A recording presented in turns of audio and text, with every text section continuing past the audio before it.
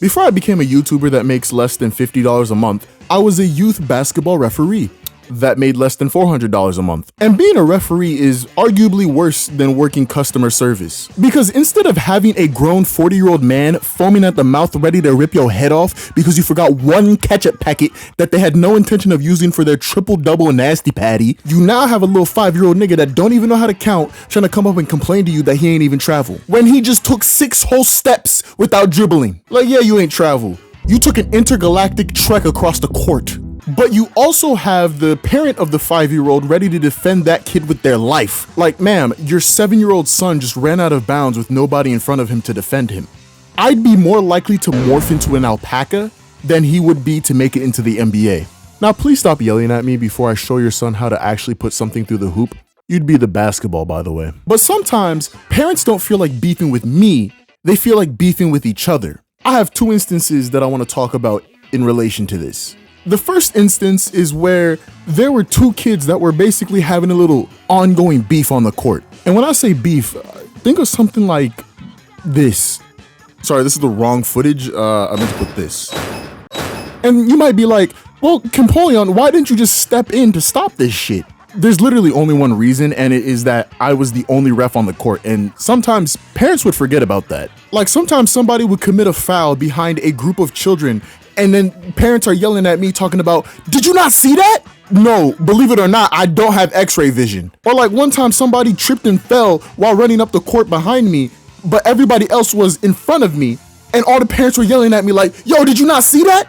My nigga, look, if I had x-ray vision and now eyes in the back of my head, I would not be working as a referee. The CIA would have been kidnapped me, dissected my brain, and extracted my organs as we speak. But anyway, because I was unaware of the 2 kids fighting, right? One of the dads decided to step onto the court to stop the other kid from fighting his kid. Then the parent of the other kid stepped onto the court. Which I feel like I should mention, this was a big, bald, brolic Asian man. He was built like any fighting form or martial arts was just a waste of time to learn. That nigga was built like a Nokia phone offensively and defensively. But because of this, and the fact that I had no context as to what was going on, I just stared from a distance. Then it looked like the 2 parents were about to start fighting each other. And then somebody from the crowd yelled at me like, hey, yo, ref, is you pussy? Do something. I almost lost my job in that moment because what I wanted to say was, you paying $200 for your child to be ass in a subpar basketball rec league.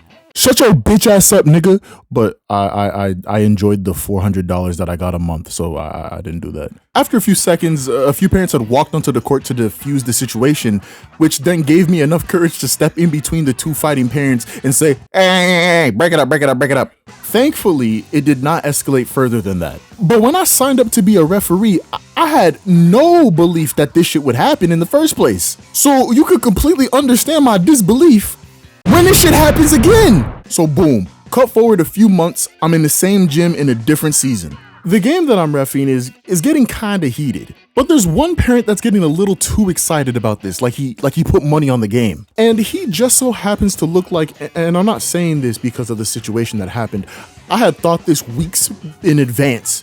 This nigga looked like Draymond Green. Now for those of y'all who don't watch basketball, Draymond Green is the dirtiest player in the NBA, followed by Grayson Allen. And when I say dirty, I don't mean like he stink or something. Nah. I mean, he probably do, but I can't prove it. But by dirty, I mean he's kicked people in the balls, stomped on people, and jumped on them. Straight up thrown niggas on the floor and punched them in the face. Do you understand how much of a menace you have to be for me to look up your highlights and the third result is you putting a nigga in a chokehold? Anyway, back to the story.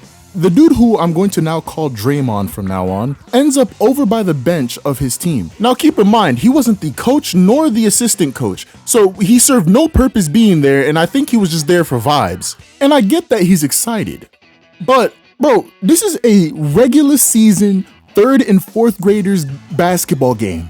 He was cheering like the Pistons had won the NBA Finals, which if you don't know, that is currently fucking impossible. But my theory is that based off his actions that day, sobriety was not his friend. Anyway, as the game progressed, he moved from his team side to the scores table area to now onto the enemy side. And he was standing on the court. At first, I thought he was trying to give the enemy team's coach something because I'm some big, massive, naive dum-dum. Then the enemy coach walks up to him and says, "Hey dog, you can't be here, you gotta go back."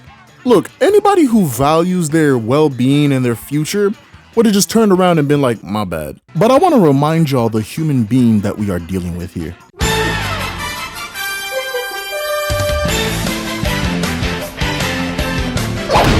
Okay, so no bullshit, all right? I put this on everything. He sucker punched the shit out of the coach. And then my stupid ass blew my whistle thinking that was gonna do something.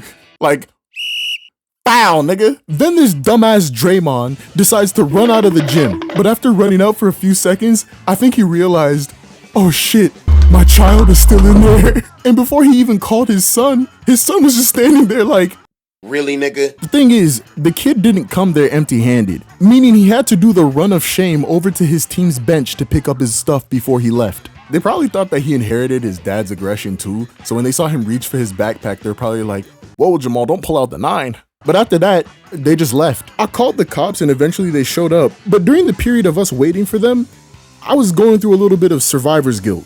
Obviously, the nigga who got punched didn't die, but there was a half of me that was thinking, damn, you could have stopped that shit. And the other half of me was thinking, nigga, who the fuck do you think you are? Batman? You was not stopping shit. You would have stepped in and that nigga would have had your jaw spinning in the air like a helicopter. Safe to say, that thought made me feel better. So, what is the moral of both of these stories? Don't have kids. That way you won't have to go to a 3rd and 4th graders basketball game at 11 o'clock in the morning to get your head blown off. If you think there's another moral, tell me in the comments so I can tell you that you're wrong. All right, bye.